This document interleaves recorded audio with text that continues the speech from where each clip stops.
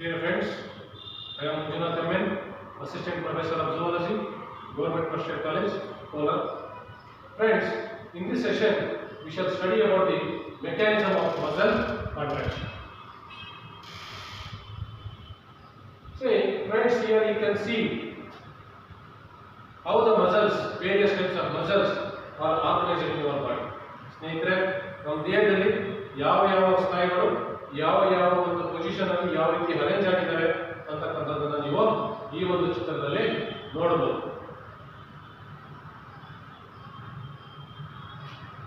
Muscles ಅಂತಕ್ಕಂಥದ್ದು ಸ್ನಾಯುಗಳು. Muscles are the specialized tissues of mesodermal origin. Muscles are the specialized tissues of mesodermal origin. So, the muscles about 40 to 50% of the body weight of the human adult is contributed by muscles. ಶೇಕಡ 40 ರಿಂದ 45% ಅಷ್ಟು ನಮ್ಮ ದೇಹದ ತೂಕ ನಮ್ಮ ಸ್ನಾಯುಗಳಿಂದಲೇ ಆಗಿದೆ. Muscles have some special properties. What are the special properties of muscles? The muscles have some special properties like excitability, contractibility, and extensibility, and elasticity. Muscles have some special properties like excitability, contractibility, extensibility, and elasticity.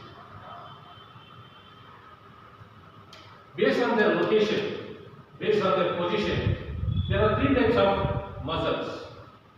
One is skeletal muscles, smooth muscle or visceral muscle, and cardiac muscles. These are the three types of muscles are classified based on their location.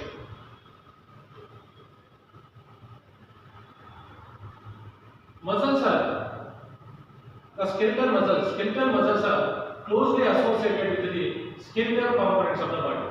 These are the skeletal muscles. Skeletal muscles are closely associated with the skeletal component of the body. Skeletal muscles ಅಂತಕ್ಕಂಥದ್ದು ನಮ್ಮ ಒಂದು ಅಸ್ಥಿಪಂಜರ ಏನಿದೆ, ಅಸ್ಥಿಪಂಜರಕ್ಕೆ ತುಂಬಾ ಅಂಟಿಕೊಂಡಿರ್ತಕ್ಕಂಥದ್ದು, ಜೋಡಣೆ ಆಗಿರ್ತಕ್ಕಂಥದ್ದು. The skeletal muscles are stripped in appearance. ಅವು ನೋಡಲಿಕ್ಕೆ ಏನಾಗುತ್ತಪ್ಪ ಅಂದ್ರೆ striations ಇರುತ್ತೆ. They are called striated muscles or stripped muscles. And these muscles are under the control of our will. ಅವು ನಮ್ಮ ಮನಸ್ಸಿನ ಕಂಟ್ರೋಲ್ ಅಲ್ಲಿ ಇರುತ್ತೆ. ಸೊ ಹಾಗಾಗಿ ಇವುಗಳನ್ನು ಏನು ಕರಿತೀವಿ? ಸೊ ವಾಲಂಟರಿ ಮಸಲ್ಸ್ ಅಂತ ಕರಿತೀವಿ. They are called as voluntary muscles because they are under the control of our will.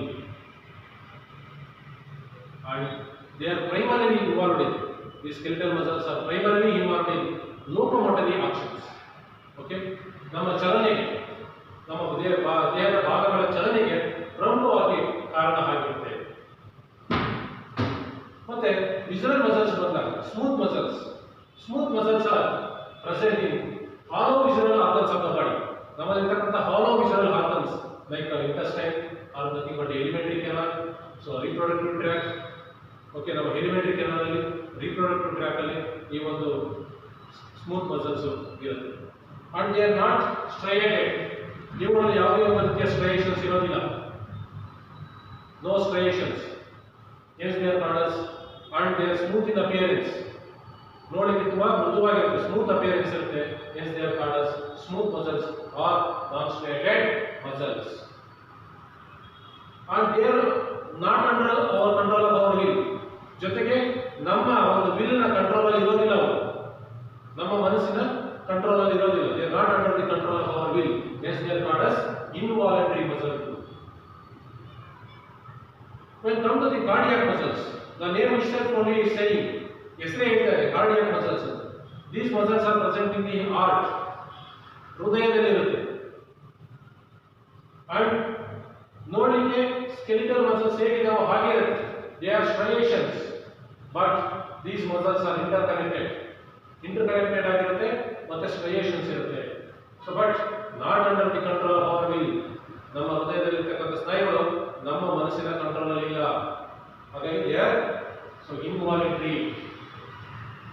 These are the three types of muscles. One is skeletal muscles, visceral muscles, and cardiac muscles. Before knowing the mechanism of muscle contraction, it is better to study the structure of skeletal muscles. ನಾವು ಈ ಒಂದು muscles ಹೇಗೆ ಕೆಲಸ ಮಾಡುತ್ತೆ ಅನ್ನೋದನ್ನ ತಿಳ್ಕೊಳ್ಳೋದಕ್ಕೆ ಮುಂಚೆ ನಾವು ಈ ಸ್ಕೆಲಿಟಲ್ ಮಸಲ್ಸ್ ನ ರಚನೆಯನ್ನ ತಿಳ್ಕೊಳ್ಳೋದು ಬಹಳ ಮುಖ್ಯ. ಯಾಕೆ ಅಂತಂದ್ರೆ ಸೊ ಈ ಒಂದು ಸ್ಕೆಲಿಟಲ್ ಮಸಲ್ಸ್ ಯಾವ ರೀತಿ ಆಕ್ಷನ್ ಆಗ್ತಕ್ಕಂಥದ್ದನ್ನ ನಾವು ಪಿಕ್ಚರ್ ಅಲ್ಲಿ ತಿಳ್ಕೊಬಹುದು, ಅದರ ಸ್ಟ್ರಕ್ಚರ್ ನಮಗೆ ಗೊತ್ತಿರಬೇಕು. So these skeletal muscles are very organized in our body. These organized skeletal muscles in our body is made up of number of muscle bundles. ಅನೇಕ ಮಸಲ್ ಬಂಡಲ್ಸ್ ಇದ್ದಾವೆ. Okay, so ಈ ಒಂದು muscles ಏನಿದಾವೆ, these muscles are made up of many muscle bundles are also called as fascicles. Held together by a common collagenous tissue layer called as fascicle. ಇವನ್ನೆಲ್ಲವನ್ನ ಒಂದು common ಕೊಲಾಜಿನಸ್ tissue ಇವುಗಳನ್ನ wide ಮಾಡಿರುತ್ತೆ. ಇದಕ್ಕೆ ಏನು ಕರಿತೀವಿ, ಫ್ಯಾಸಿಕಾ ಅಂತ ಕರಿತೀವಿ. Each muscle bundle, ಪ್ರತಿಯೊಂದು muscle bundle contains number of muscle fibres.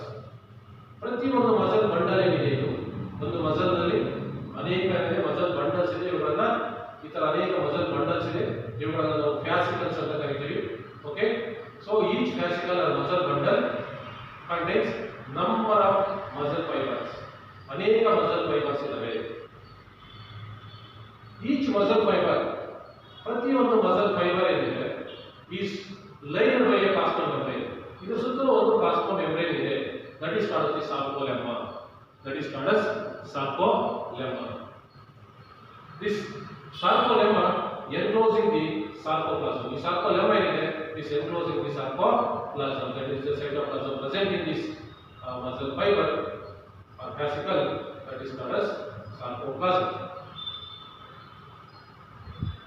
And this muscle fiber is syncytium.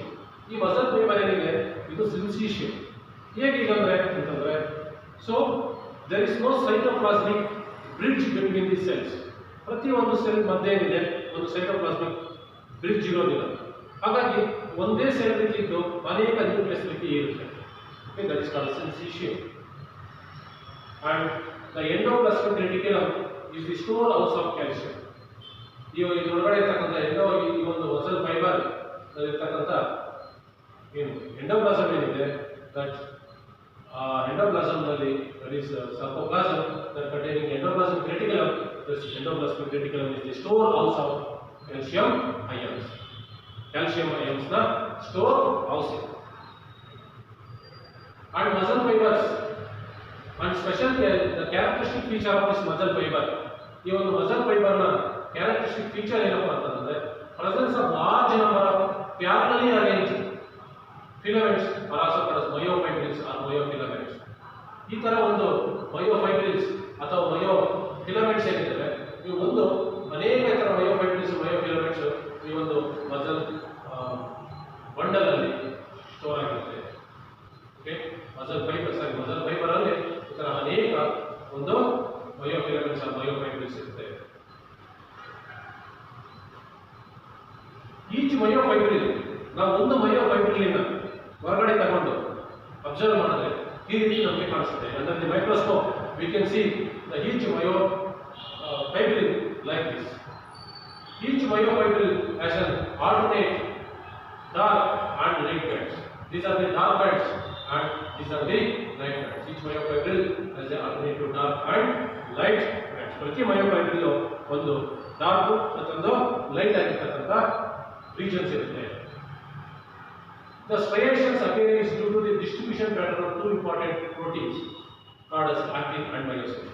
ಈ ತರ ಸ್ಟ್ರೈಯೇಷನ್ಸ್ ಯಾಕಿದೆ, ಇದನ್ನ ಸ್ಟ್ರೈಯೇಷನ್ಸ್ ಸ್ಟ್ರೈಯೇಟೆಡ್ ಮಸಲ್ಸ್ ಅಂತ ಯಾಕೆ ಕರಿತೀವಿ ಅಂದ್ರೆ, ಸೊ ಏನಿದೆಪ್ಪ ಅಂತಂದ್ರೆ ಆಲ್ಟರ್ನೇಟಿವ್ ಪ್ಯಾಟರ್ನ್ ಅಲ್ಲಿ ಏನ ಅರೇಂಜ್ ಆಗಿದ್ದಾವೆ, ಆಕ್ಟಿನ್ ಮತ್ತೆ ಮಯೋಸಿನ್ ಫಿಲಮೆಂಟ್ಸ್ ಆಗಿದ್ದಾವೆ. So these are the myosin filaments and these are the actin filaments. See the green colour you can see the actin filaments and sorry myosin filaments, and here in the red color you can see the myosin filaments. The light bands contains actin. The light bands are actin.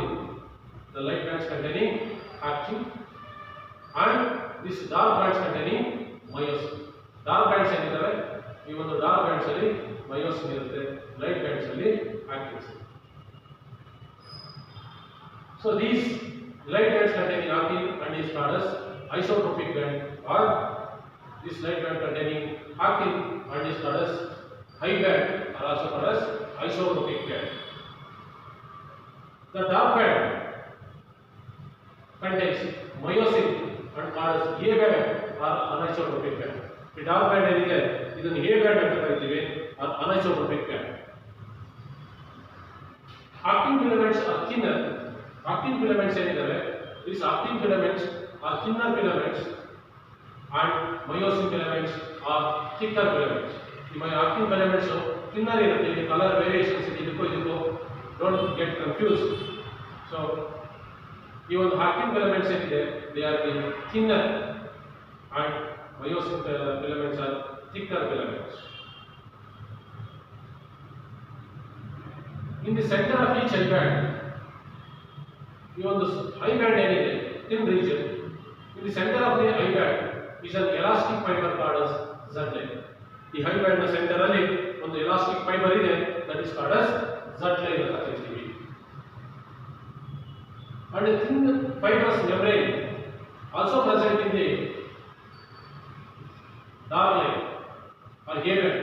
A band ಅಲ್ಲಿ or anisotropic band ಅಲ್ಲಿ ಒಂದು membrane ಇದೆ, ಒಂದು thin membrane ಇದೆ, that is called as M line.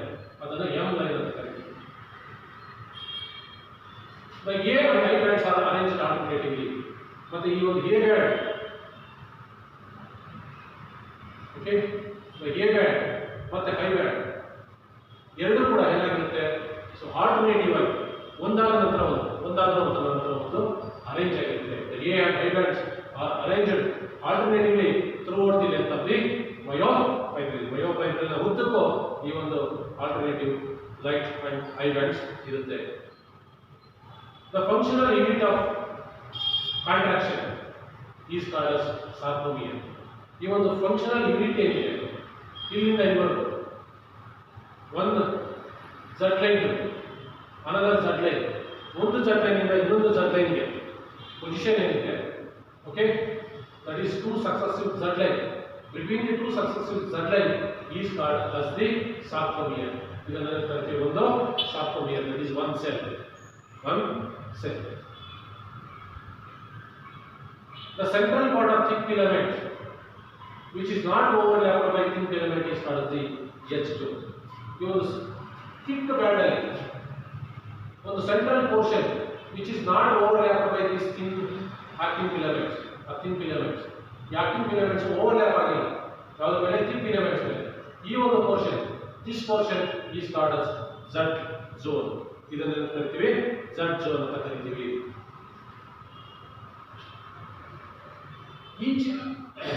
ನಾವು ಈಗ ಒಂದು actin ಮತ್ತೆ myosin filaments, they are the contractile proteins.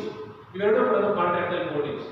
ಇವರ ಸ್ಟ್ರಕ್ಚರ್ ಬಂದಾಗ, I am coming to the structure of this contractile protein. So each actin filament, ಪ್ರತಿಯೊಂದು actin filament ಏನಿದೆ, this actin filament is made up of two F actins helically glued to each other. ಎರಡು ಕೂಡ ಒಂದು filament, this is another filament.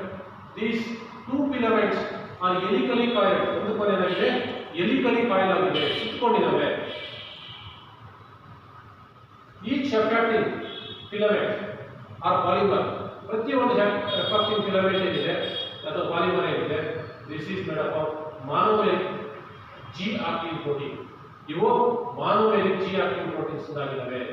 So G actins ಇಂದಾಗಿದ್ದಾವೆ, that is globular proteins. These are the globular proteins. The two filaments of another protein, ಮತ್ತೊಂದು protein, one more filament, this is called as tropomyosin. Two filaments of another protein, tropomyosin, also run closer to the F actin throughout its length. ಅದರ ಉದ್ದಕ್ಕೂ actin filaments ನ ಉದ್ದಕ್ಕೂ filaments ಅಲ್ಲಿ ಏನಾಗಿದೆ ಒಂದು ಮೂರು filaments ಇದೆ, ಅವುಗಳನ್ನ ಕರೀತೀವಿ ಟ್ರೋಪೋಮಯೋಸಿನ್ಸ್ ಇದ್ದಾವೆ. ಅವು ಅದರ ಜೊತೆಗೆ ಅದರ ಉದ್ದಕ್ಕೂ ಕೂಡ ಅರೇಂಜ್ ಆಗಿದ್ದಾವೆ. ಈ ಕಾಂಪ್ಲೆಕ್ಸ್ ಪ್ರೋಟೀನ್ ಟ್ರೋಪೋನಿನ್ ಮತ್ತೊಂದು ಏನಪ್ಪ ಅಂದ್ರೆ complex protein troponin is distributed at regular intervals. ಎಲ್ಲಂದ್ರೆ ಏನಿಲ್ಲ, ಒಂದು ರೆಗ್ಯುಲರ್ ಇಂಟರ್ವಲ್ಸ್ ಅಲ್ಲಿ ಏನಾಗಿದ್ದಾವೆ ಡಿಸ್ಟ್ರಿಬ್ಯೂಟ್ ಆಗಿದ್ದಾವೆ. ಯಾವ ಈ ಟ್ರೋಪೋನಿನ್ಸ್.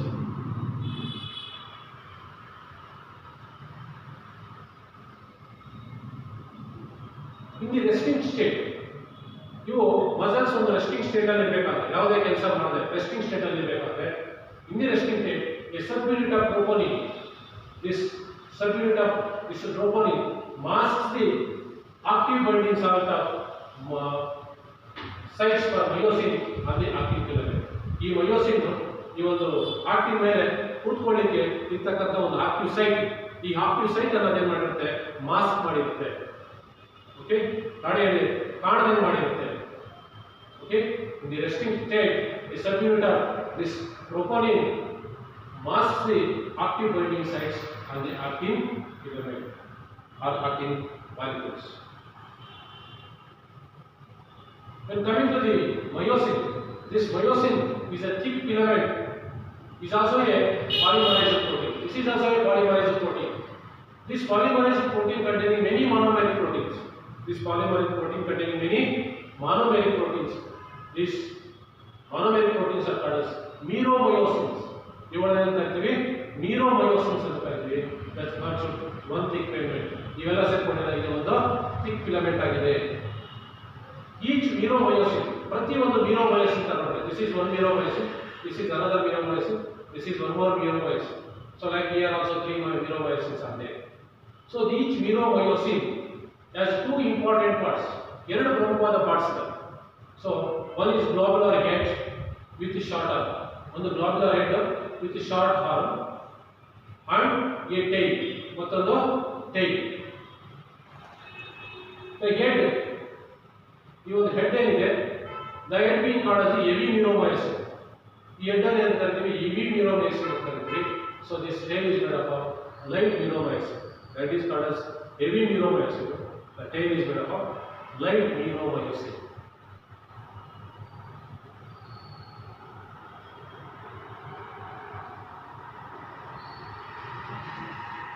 The heavy meromyosin, the head, the heavy meromyosin ಏನಿದೆ, that is the head and the short arm, project outwards, ಮೇಲ್ಮುಖವಾಗಿ ನೋಡ್ತಾರೆ, ಹೊರಗಡೆ ನೋಡ್ತಾರೆ, project outwards at a regular distance.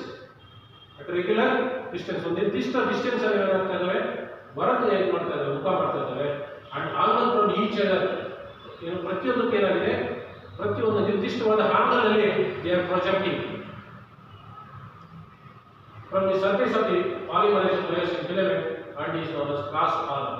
ಇವೇನಾಗಿದೆ ಒಂದು ನಿರ್ದಿಷ್ಟ ಆಂಗಲ್ ಅಲ್ಲಿ ಹೊರಗಡೆ ಮುಖ ಮಾಡಿ ಬೆಂಡ್ ಮಾಡಿದ್ದಾರೆ.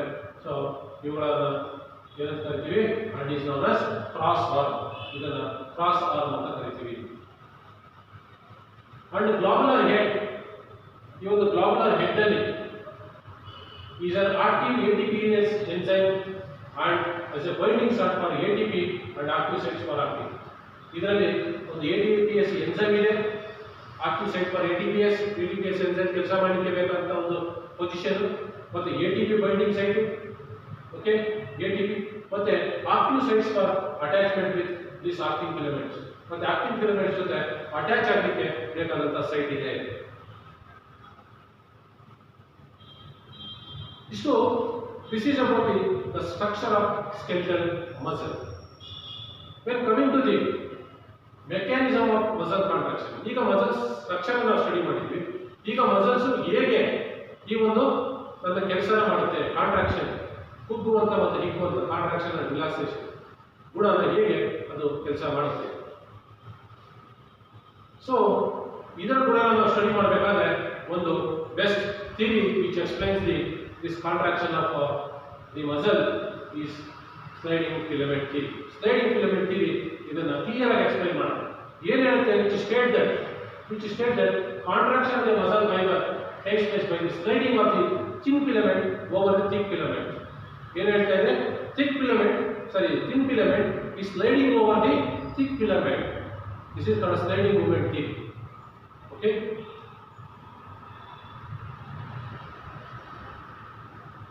ಮೊದಲಿಗೆ ಯಾಕೆ ಅದು ಒಂದು thick filament ಮೇಲೆ thin filament sliding ಹೋಗುತ್ತೆ ಅಂತಂದ್ರೆ ಮೊದಲಿಗೆ ಏನಾಗುತ್ತೆ? ಒಂದು it is initiated by this muscle contraction is initiated by the signal sent by the central nervous system through the motor neuron or via the motor neuron. ಒಂದು motor neuron ಮೂಲಕ ಏನು ಮಾಡುತ್ತೆ?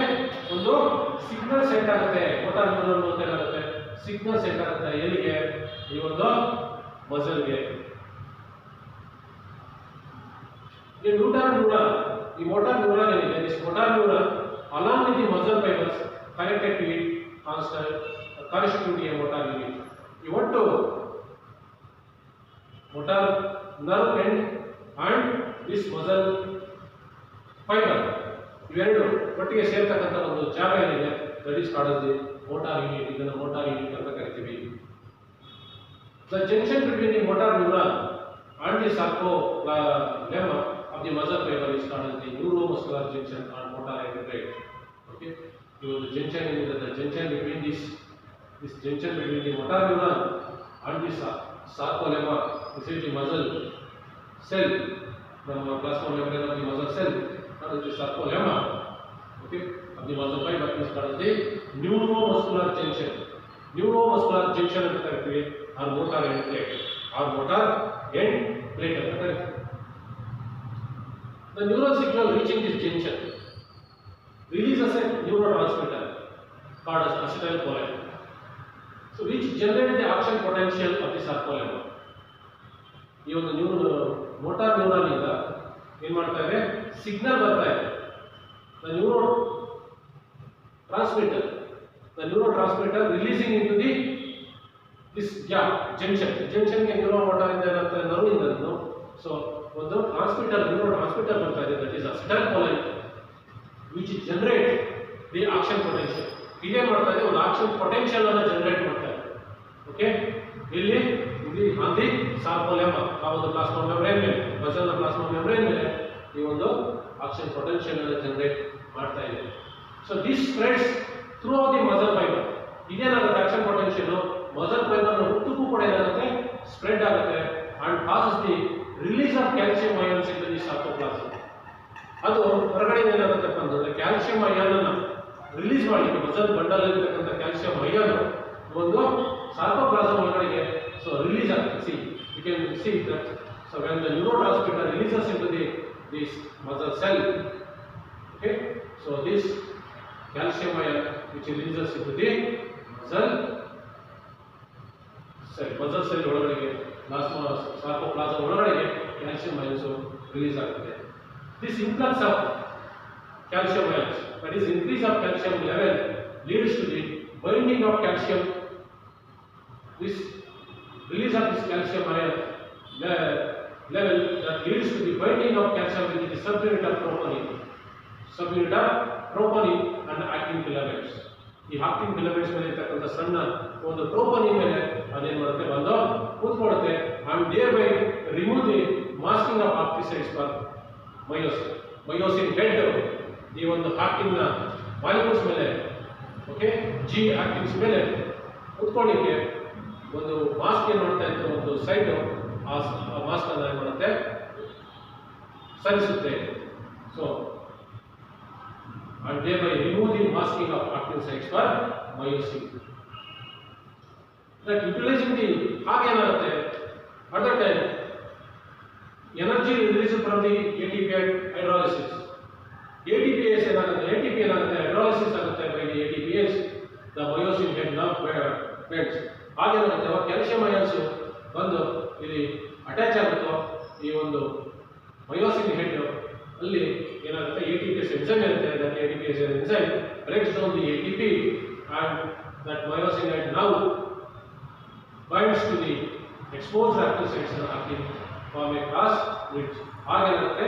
ಈ ಒಂದು ಮಯೋಸಿನ್ ಹೆಡ್ ಅಲ್ಲಿ ಇರತಕ್ಕಂಥ ಒಂದು active site ಈ ಒಂದು ಆಕ್ಟಿವ್ ಮಾಲಿಕ್ಯೂಲ್ಸ್ ನ ಮಾಲಿಕ್ಯೂಲ್ಸ್ ಏನಾಗುತ್ತೆ ಜಾಯಿನ್ ಆಗುತ್ತೆ to form a cross bridge formation ಆಯ್ತು. ನಾವು the cross bridge is formed. This pulls the attached actin filaments toward the center of the event.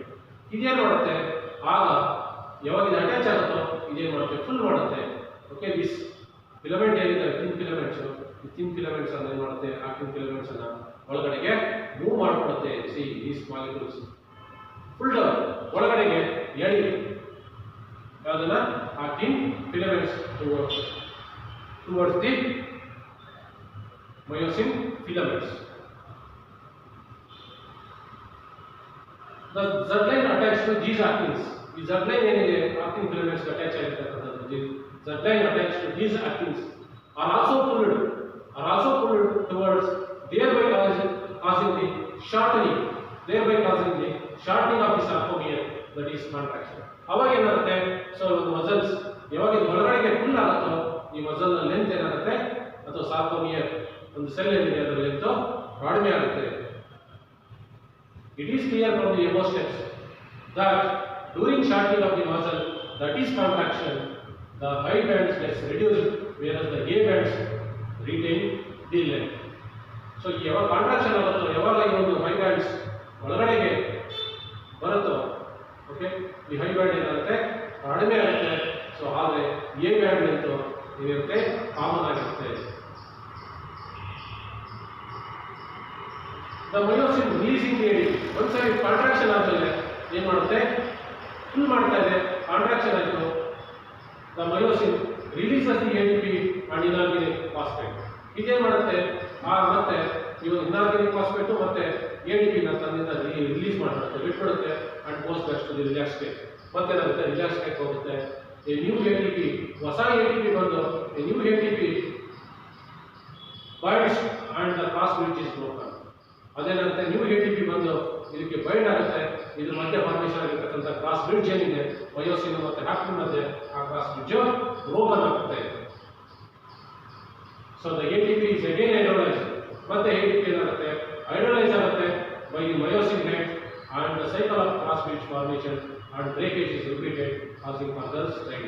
ಆಮೇಲೆ ಏನು ಮಾಡುತ್ತೆ ಆ ಒಂದು ಬ್ರೇಕೇಜ್ ಆ ಒಂದು ಬಾಂಡ್ ಏನಿತ್ತು ಕ್ರಾಸ್ ಬ್ರಿಡ್ಜ್ ಬ್ರೇಕೇಜ್ ಆಯಿತು.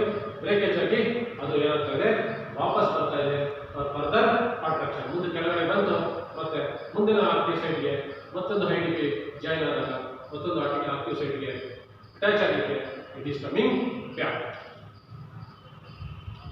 The process continues till the calcium ions are pumped back to the cytoplasmic system, resulting in the masking of the actin filaments.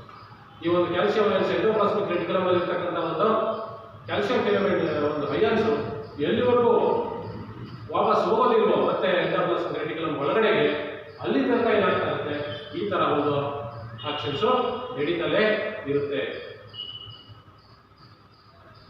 This causes the return of Z-line back to their original position. ಯಾವಾಗ ಈ ಒಂದು ADP ಮತ್ತೊಂದು ಹೋಗಿ ಈ ಒಂದು cross bridge formation ಆಗಿತ್ತು cross bridge ಅನ್ನು broke ಮಾಡಿದೆ. ಸೊ ಅದು ಬ್ರೋಕ್ ಆಗಿದೆ ಅಂತಂದ್ರೆ ಒರಿಜಿನಲ್ ಪೊಸಿಷನ್ ಬರುತ್ತೆ. ಮತ್ತೆ muscle is go back to the original actin filaments they go back to the original position. Z-lines ತಮ್ಮ ಒಂದು ಪೊಸಿಷನ್ಗೆ ಹೋಗುತ್ತೆ. ಇದನ್ನು ನಾವೇನು ಕರಿತೀವಿ ರಿಲ್ಯಾಕ್ಸೇಷನ್ ಅಂತ ಕರಿತೀವಿ.